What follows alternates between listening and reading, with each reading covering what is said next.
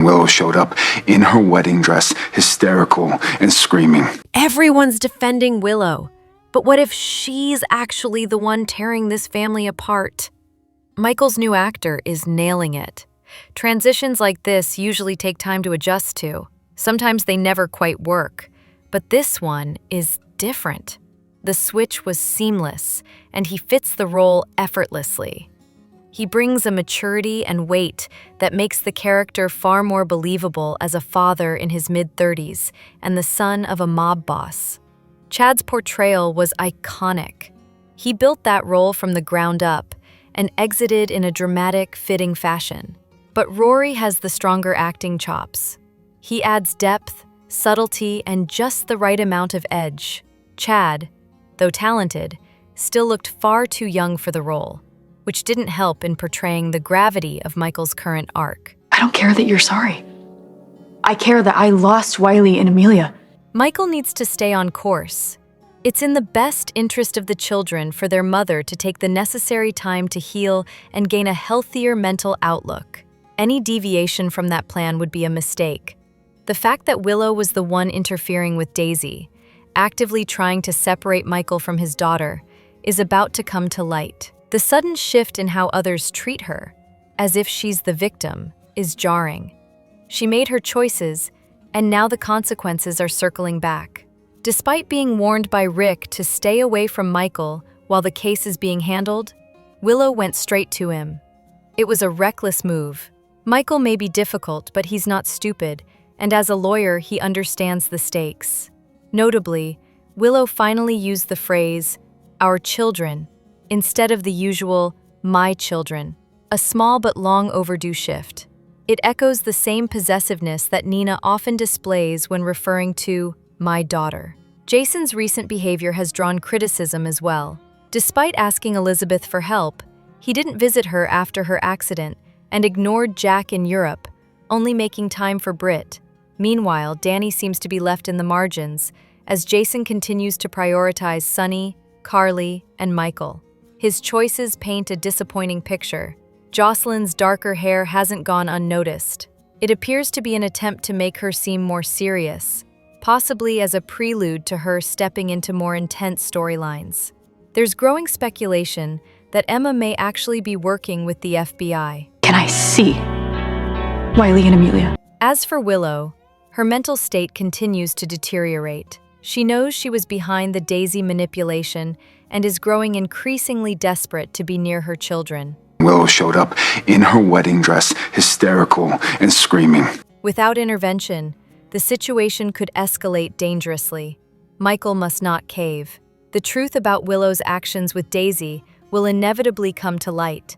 There's no way that plot thread was introduced without a future payoff. This constant threat of something hanging over my head, wondering when Drew is going to destroy my life. Drew, too, remains untrustworthy. His smug demeanor and lack of remorse over past schemes, including bribing the nurse in Germany, suggest he hasn't changed. Now that he knows Curtis spoke to Willow, retaliation seems imminent. At this point, the best course of action is clear. Willow needs professional help, and until she gets it, her access to the children must be limited. Everyone blames Nina and Drew, but what if Willow is just as guilty? Thank God Curtis Ashford told me the truth. So Curtis told Willow. Great.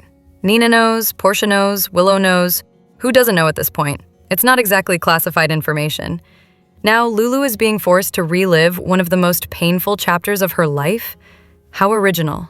It's almost like someone else went through something similar. Oh right, Brooklyn.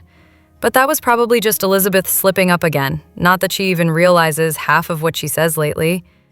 Portia could easily blow everything wide open by telling Michael and Willow what Drew wanted her to do. And really, who wants a governor capable of that kind of manipulation? Let's be honest, Curtis had no business saying anything. But like everyone else in this town, he just couldn't help but make it his business. Honestly, it's shocking Willow didn't announce it mid-vow. At least it came out now instead of being dragged out even longer. And Lulu revisiting the trauma of giving up her child as a teenager while judging Brooklyn for doing what she thought was best? The irony is off the charts. A little self-awareness would go a long way. Surprise visits from my grandkids that's the perks of. One bright spot, Rocco and Laura's relationship. Finally, someone giving him honest, balanced insight instead of just barking, "Stay away," like his parents. Maybe if they supported him instead of shutting him down, he wouldn't feel like he has to sneak around just to find out who he really is. As for Drew, well, the frustration is spreading. Yes, what he and Nina did was wrong, but Willow isn't innocent here. Willow gave up everything for Drew. She's been told over and over that Drew isn't the savior she thinks he is. And yet, every time she hears the truth, she runs right back to him, reports what was said, and lets him spin it all over again. And she believes it, every time. The only one who almost got through to her was Chase, because he was brutally honest but caring. Still, she ran back to Drew. And that heart-to-heart between Drew and Michael? Completely pointless. Things can't just magically go back to how they were. Willow made her choice. Drew over her own kids. And now everyone's stuck dealing with the fallout. Michael already realized that Drew was the one who blocked Willow from seeing him in Germany. That was obvious when she testified that he refused to see her, and Michael immediately said that didn't happen. So much for a bombshell moment. The ones who truly deserve sympathy are the children, especially Scout.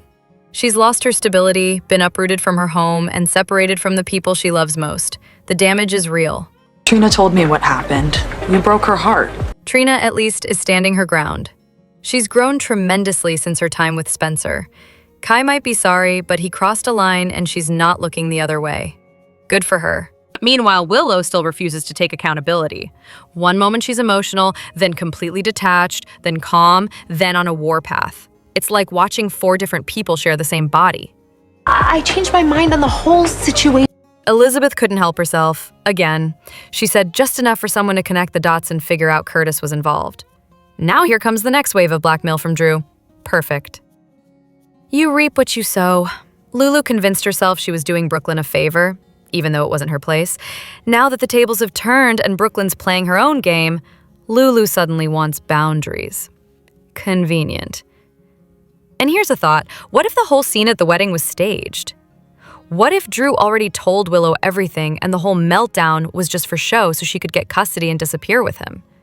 It's far-fetched, but not impossible. And if Rocco already knows the truth, what's the harm in talking to Liesel? There's still a lingering suspicion that something's off. Maybe Britt really is his mother. Maybe the lab got it wrong and Lulu covered it up. There has to be a reason she's so panicked about him asking questions. Drew's concern for Willow? It's not sweet, it's controlling. Today was yet another round of Drew being more concerned about Willow and her kids than checking on his own daughter. At least Michael finally realized that Drew was the reason Willow never saw him when she went to Germany. I can't believe how much of my life I let him control and shape. And Willow waking up to the fact that Drew's been controlling her, just like Shiloh and Harmony once did, was a much-needed moment. Tracy's comment to Drew, "You misplaced your bride already," was pure gold. Classic Tracy, never missing a beat. Discreets and said, "You God." Willow clearly needs serious help, and a stay at Ferncliff might be the best thing for her right now. Until she gets the help she needs, she probably shouldn't be around her children. And Michael? He needs to stop discussing anything with Drew. And to thank me for that, you bring liars and criminals into my son's life. Meanwhile, Lulu's already in full meltdown mode. Just wait until Britt returns and Rocco decides he likes her. That'll be chaos. It's hard not to feel bad for Britt, though. After losing baby Ben, whom she genuinely loved, That is not Rocco's fault. And I wish more than anything. Laura should step in and remind Rocco's parents to take his feelings into account and react appropriately. As for Britt, while she had her reasons, what she did was wrong on every level. Her actions were far from sane, and she wouldn't have returned the baby if she hadn't been caught. Britt was terrible. End of story. Willow's tears don't mean redemption. Here's why she doesn't deserve those kids. Rory is giving serious Michael Corleone energy. Calm, commanding, and quietly dangerous. There's a quiet respect he demands, and if you cross him, you'll feel it. He's got eyes that could pierce through stone. But put him with his kids, and he's all warmth and tenderness. A perfect balance of fear and heart. When the original actor left the role of Michael, There was a lot of concern about who could possibly step in, but Rory was a masterstroke of casting. He stepped up in every way, completely owning the role and delivering powerful moments with ease. Curtis being Trina's father never made sense. It still doesn't. Meanwhile, Michael needs to find out it was Willow who kept moving Daisy around. The moment he does, visitation ends, permanently. And when it's finally revealed that Willow was the one stalking Daisy all along, the fallout is going to be nuclear. Nina and Drew already see it coming. I don't want to drag up the past. I don't want to argue about it. I want to focus on the future. Michael catching on to the Germany situation and throwing it back at Drew? Perfect. This version of Michael doesn't miss. Direct, sharp, and finally standing up for himself. Brought you your son, Brooklyn. Then there's Lulu, walking around like she's owed gratitude for returning Brooklyn's son, like that makes up for anything. The delusion is real. She's in a league of her own when it comes to self-importance, even outpacing Christina and Willow in sheer fantasy logic. The visitation in October, and by then, you'll be able to prove that Willow's attempt at redemption? She said all the right things, sure, apologized for showing up at Carly's, said she wants to prove herself, but instead of acting on it, she collapsed into begging and tears. No strength, no follow-through. And Michael still doesn't even know what she did to Sasha. Nina, however, has started putting the pieces together. Should Willow be granted a supervised visit out of pity? Absolutely not. Imagine the drama if Chad ever returned as Michael and Rory stepped in as Morgan. The tension, the chemistry, that would be next level storytelling. And then there's Carly. Years of lying, cheating, scheming, and somehow people still defend her.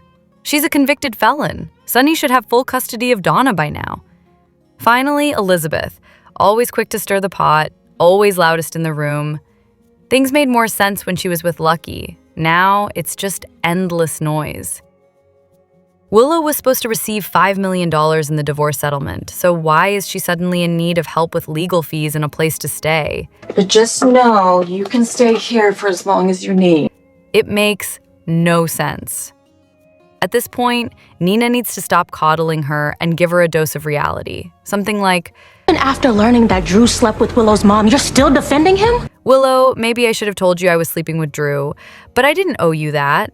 I'm a single woman. Who I sleep with is none of your business.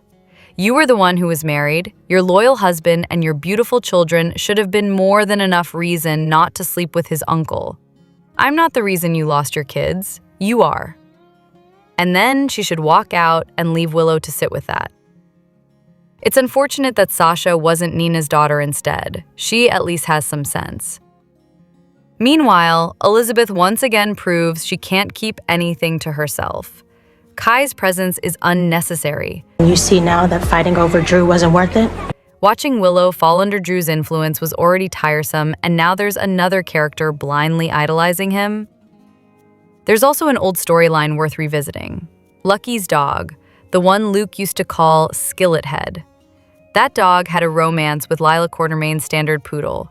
They had puppies, much to Edward's horror. Lucky and Emily, close friends at the time, helped care for them. It was a sweet subplot. If anyone remembers the dog's actual name, it'd be a nice callback. Back to the present. I can't believe how much of my life I let him control and shape. Michael finally realized that Drew's manipulation prevented him and Willow from reconciling while they were in Germany. Keeping Wiley and Amelia away from Willow is painful but necessary given her current instability. She let Drew control her like a cult leader and even drove Sasha out of town with Daisy. Nina mentioned to Maxie that if Michael ever discovers Willow was behind his separation from Daisy, she may lose access to her children permanently. Neither of you have clean hands in this. Brooklyn and Lulu both need to take accountability for their actions. And someone should make it clear to Rocco, Britt Westbourne is not his second mother. Lulu is. Laura advised giving Rocco space to express his feelings or risk pushing him further away. I can see very clearly now that going to Carly's last night was Also, Carly hasn't been heavily involved in recent events, and there's been no wrongdoing that justifies such harsh judgment. She doesn't even have an active storyline at the moment.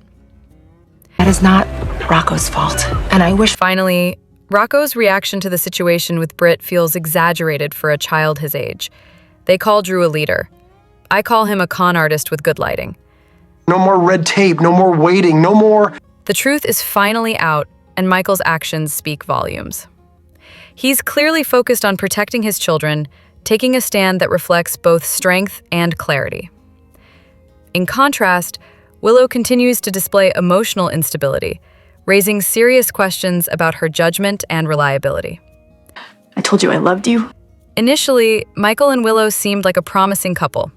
Their connection once felt genuine and full of potential, but after all that has unfolded, it's uncertain whether a relationship between them is even realistic anymore. Say I did regret it.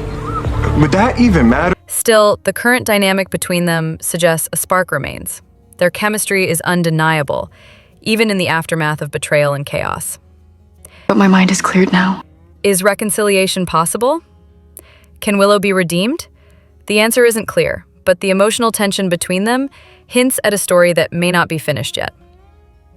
Meanwhile, Kai's betrayal is another story entirely. The decision to hand over Trina and her family to Drew in exchange for short-term gain reveals a disturbing lack of foresight. At least you'll still have Drew. Betraying people with deep loyalty for promises of power, or worse, flattery, is rarely a winning strategy. Port Charles is not a place where betrayal goes unnoticed. Loyalty means everything, and the price for turning your back on it is steep. Wondering when Drew is going to destroy my life. Drew's polished persona hides a manipulative core. He presents himself as a visionary leader, but behind the mask is a self-serving opportunist with shallow convictions and even shallower loyalty. Kai's alignment with him is not only foolish, it's dangerous. He made a promise to me and then he broke it. Eventually, Drew will betray him too, just as he's done to others. When that happens, Kai won't just lose allies, he'll be left with nothing but regret and the bitter aftertaste of broken trust. And the damage is done. In this town, betrayal doesn't just ruin reputations, it destroys futures. And for Kai, the consequences are already beginning. Love General Hospital? Hit that sub button and join Larevia's crew.